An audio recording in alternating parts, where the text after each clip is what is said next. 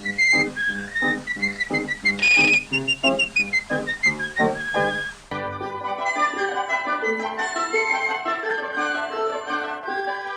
only are the title cards textured to look like the wood desks Geppetto works at, but the shattered edges contrast greatly with the colourful typeface. It's a great fit for the Disney film with some of the most nightmarish content and some of the sweetest heroes.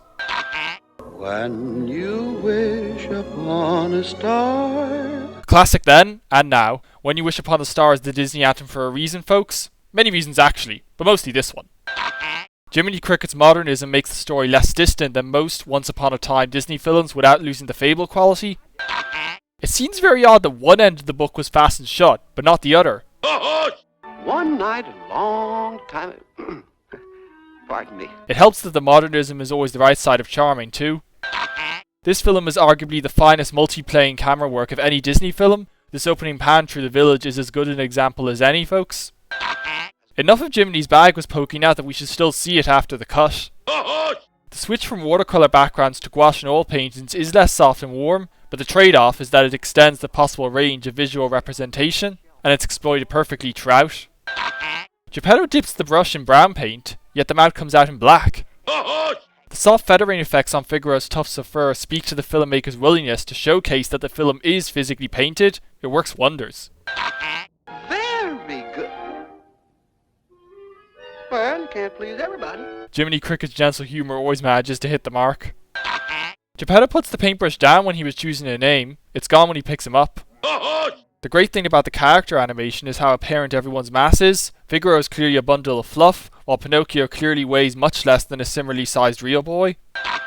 Why would Geppetto, a grown man, have his curfew set to 9 at night? I wonder what time it is. So he can't read one of the dozens of clocks surrounding him? I always love when a character that is little used to the narrative is so joyful that we don't mind, and Cleo is as good an example as any.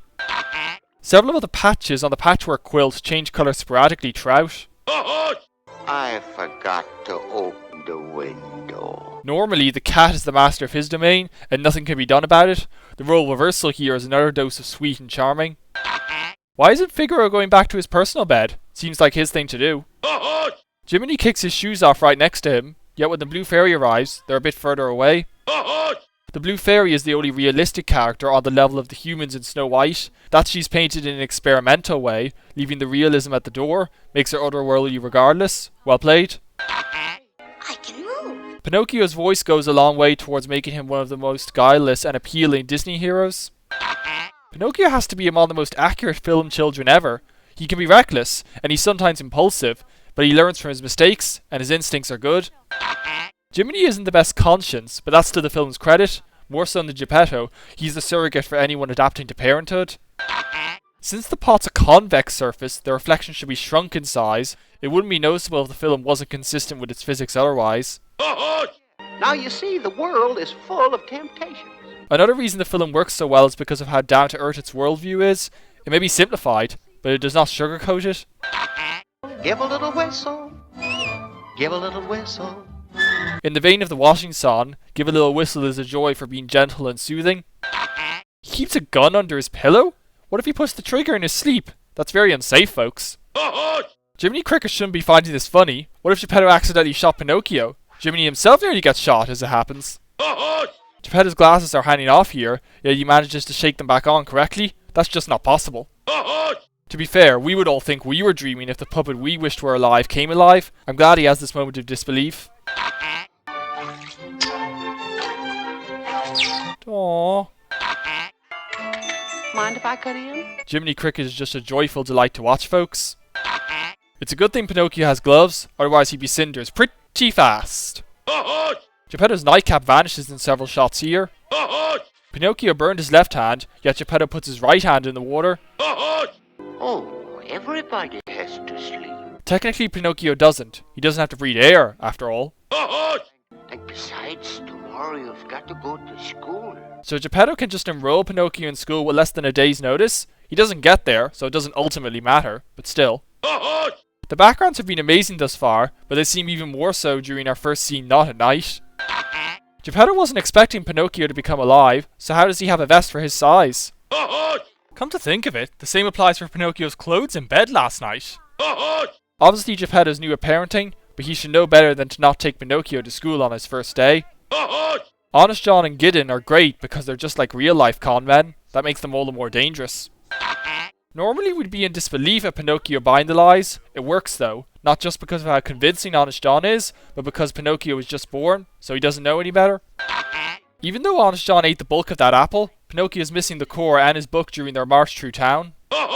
Based on the way the two were leading Pinocchio, they shouldn't cross paths with Jiminy Cricket, as he'd be taking the same route Pinocchio was at first.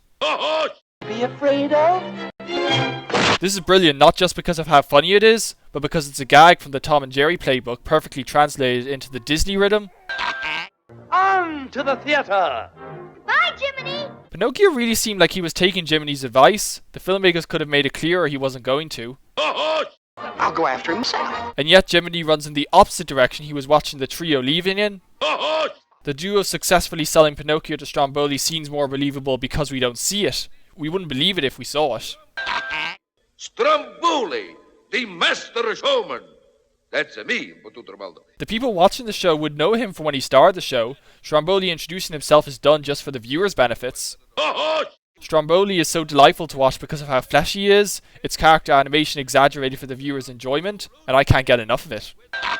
Stromboli praised that Pinocchio will dance without strings, as though this is the first time, but they have to have rehearsed it, since Pinocchio knows the song. Does it need to be said that the show is a delight? Because it is. It's great how the number takes a scary turn for Pinocchio without getting overtly frightening, makes what happens to him shortly better. Jiminy's getting the hots for scantily clad marionettes. That's wrong on many levels.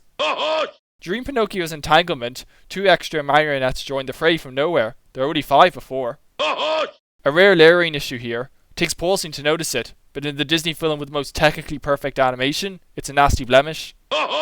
I dig how Figaro acts like a selfish toddler, and how clear that character is expressed through his animation. True Disney art, folks. It's outdone later by the water animation, but the rain animation deserves a special mention. When Stromboli grabs the bad coin, it literally appears from nowhere. Pinocchio's feather switches sides quite a few times. Pointing it out every time would be unfair, so just this once. There's another layering issue with Stromboli's irises in this shot. Pinocchio turns to leave, but leaps away from the door. Stromboli pocketed his earnings earlier. Where did they go? Constantinople. Firewood. Stromboli can go from installing laughter to genuine fear in a moment. Small wonder he's the most remembered villain from the film. The scary moments work because they get increasingly more frightening on a high scale as the film progresses. Jiminy put his jacket and hat on the padlock earlier. Where did they go? Jiminy has his hat and coat when he's sent flying. They're correctly gone when he lands. It's a real tearjerker, knowing parent and lost child arrive by one another, and they don't know it. Darn it, I just want to reach out and hug Pinocchio. It was set up earlier, and it fits narratively and thematically, but the blue fairy coming to save him only now is still a deus ex machina. Even given his embarrassment over what happened, there's still little reason why Pinocchio would lie in the first place. That doesn't take away from how impactful and true this is for children, and frankly, many adults too. Still, it only makes Pinocchio more appealing. He sincerely learns from this, and such sincerity will always belong in a Disney film. This is the only scene in the film with none of the heroes in it. Helps to make it spookier. The fur under Honest John's glove is white in this shot. How would you blokes like to make some real money? The first British accented Disney villain, folks, and another scary one at that. I love how it's implied Coachman isn't human. Not just this, but that he has only 4 fingers per hand. Explains how he transforms the boys. I really dig the contrast between these villains. Nothing like it, folks. Honest John's trousers are inconsistent on the number of stripes and patches throughout too. Hey, Honest John. Honest John will see your beautifully executed con trick and raise it. You can see that reveal coming, but it's all the more hilarious for it. The hole in Honest John's glove switches to the other glove enough times too, and sometimes to a different finger entirely. Lampwick uses his slingshot 3 times, but no stones are actually fired. Forget the plot, just the design of Pleasure Island is creepy on many levels. Pinocchio eats a chunk of the pie, yet when he throws it away, it's intact. I dig how Coachman's minions are just shadowy figures, gives further weight to him not being human. The reveal of the state of Pleasure Island is a powerful reveal, hints at the bad boy Pinocchio nearly becomes. The touch of Pinocchio being so intoxicated is an all too real one, folks. Times have changed, folks. No way would you ever see kids smoking cigars in an animated film today.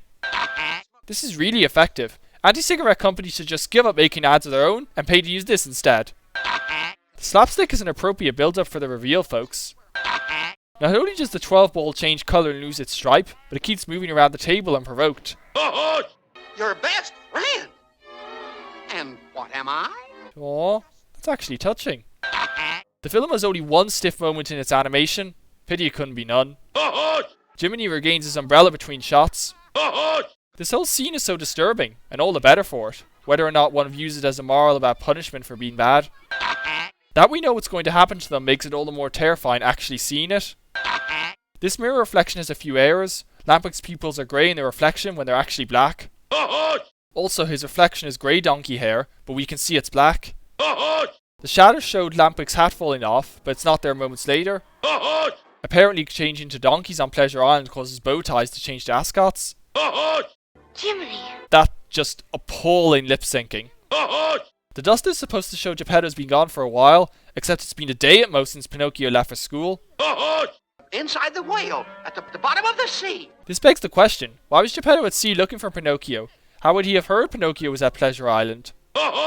Jiminy's umbrella is layered on top when it's used to tie the knot. It still builds up to the water for the chase later, but the underwater sequences are masterful, impressionistic design, but ultra-realistic physics.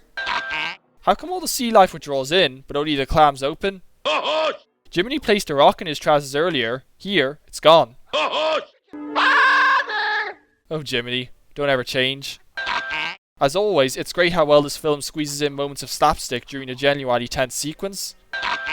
Steady there, Nellie. How come Jiminy Cricket's voice doesn't sound filtered like it does for his other lines underwater?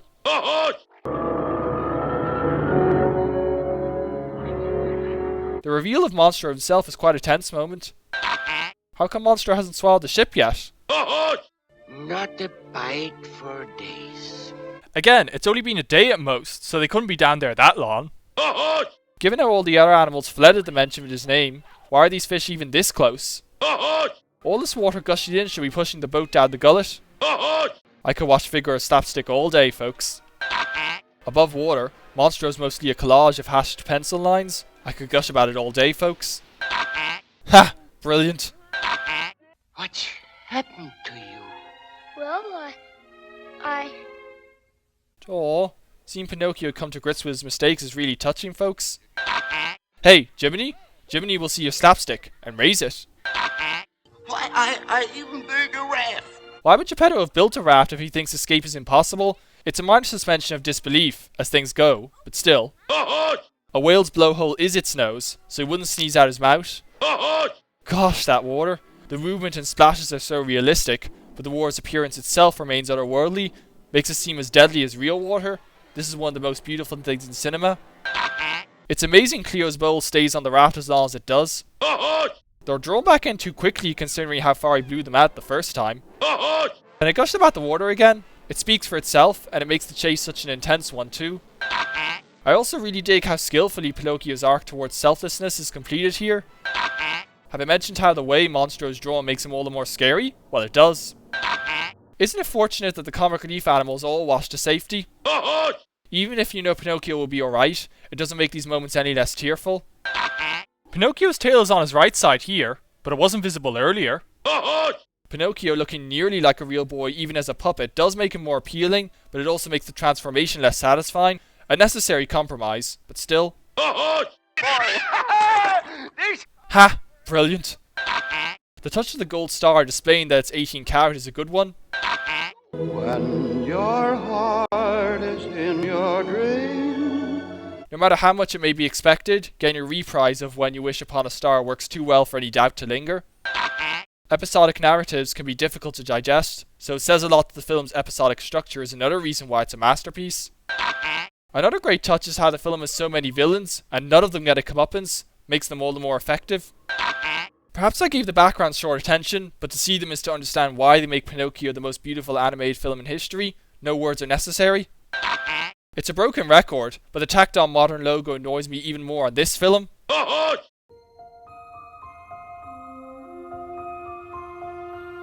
2.